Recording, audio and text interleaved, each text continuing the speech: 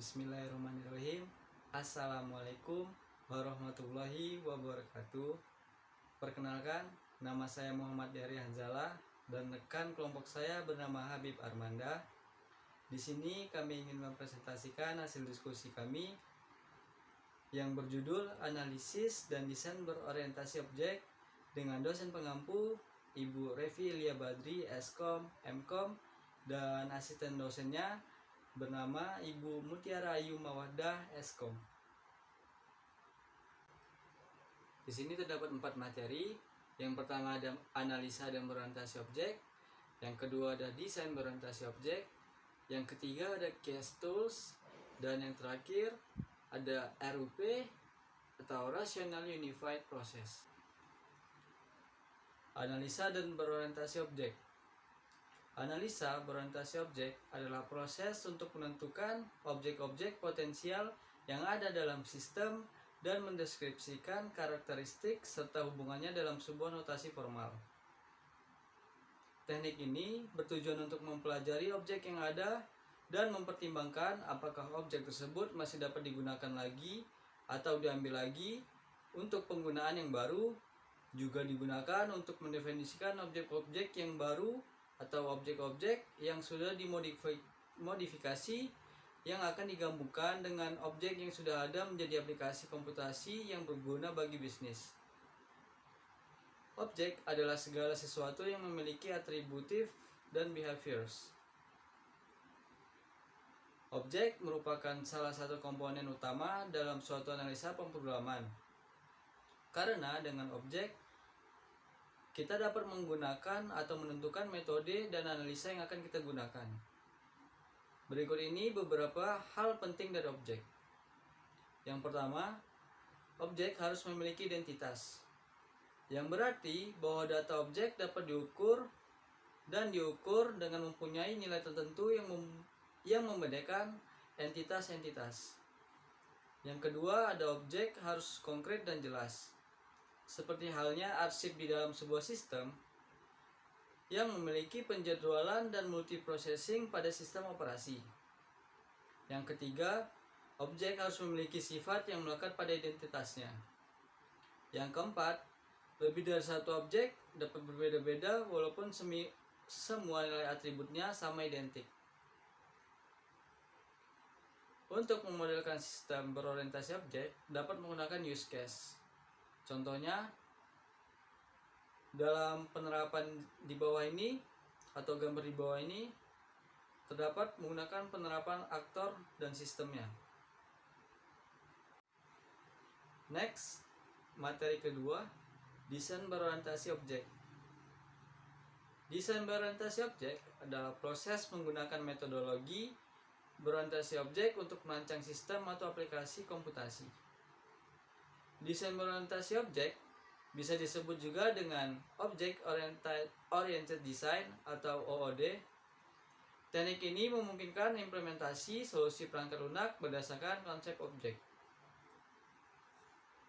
OOD berfungsi sebagai bagian dari proses pemrograman berorientasi objek atau siklus hidup. Dalam desain ini dan pengembangan sistem berorientasi objek membantu dalam merancang arsitektur atau tata letak sistem, biasanya setelah penyelesaian analisis berorientasi objek atau OOA. Sistem yang dirancang kemudian dibuat atau diprogram menggunakan teknik berbasis objek berorientasi. Materi selanjutnya akan dijelaskan oleh Habib. Baiklah, selanjutnya akan saya jelaskan tentang case tools Computer Aided Software Engineering. Computer Aided Software Engineering, biasa disebut case, adalah aplikasi dari satu set alat dan metode untuk sebuah sistem perangkat lunak dengan hasil akhir yang diinginkan berkualitas tinggi, bebas cacat, dan produk-produk perangkat lunak dipelihara. Case tool itu sendiri adalah suatu perangkat lunak yang berguna bagi para pengembang dalam merencanakan, menganalisa, dan merancang. Manfaat case tool diantaranya adalah meningkatkan kecepatan, meningkatkan akurasi, mengurangi waktu perawatan, dokumentasi yang lebih baik, pemrograman oleh non-programmer. Yang pertama, meningkatkan kecepatan. Kestrel memberikan otomatisasi dan mengurangi waktu untuk menyelesaikan pekerjaan-pekerjaan, khususnya pekerjaan yang melibatkan penggambaran diagram dan yang menghubungkan dengan spesifikasi. Yang kedua, meningkatkan akurasi. Kestrel dapat menyediakan debuging dan error checking berkelanjutan, yang mana sangat penting menghilangkan kerusakan secara dini, yang berperan penting dalam membentuk software yang modern. Jika koreksi dilakukan di tahap awal, misalnya tahap desain, maka akan menghemat waktu dan tenaga. Saat sistem bertambah besar, sistem akan lebih susah untuk dimodifikasi, pencarian error menjadi lebih sulit. Yang ketiga, mengurangi waktu perawatan. CAS menyediakan tools untuk engineering yang penting karena membuat proses menjadi efisien, hemat waktu, dan murah dengan cara menemukan bagian-bagian yang lama dari sistem yang dapat dipakai kembali. Yang keempat, dokumentasi yang lebih baik. Banyak tools memiliki revisi-revisi untuk komentar dan catatan mengenai pengembangan sistem dan perawatannya. Yang kelima, pemrograman oleh non-programmer. Dengan perkembangannya, teknologi berorientasi objek dan client server, pemrograman dapat juga dilakukan oleh orang yang tidak memiliki latar belakang programmer.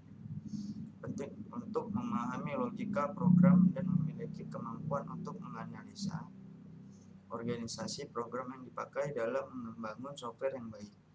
Dengan menggunakan Lobcast Tools, dimungkinkan untuk mengembangkan software dari desain awal dan tahap analisis.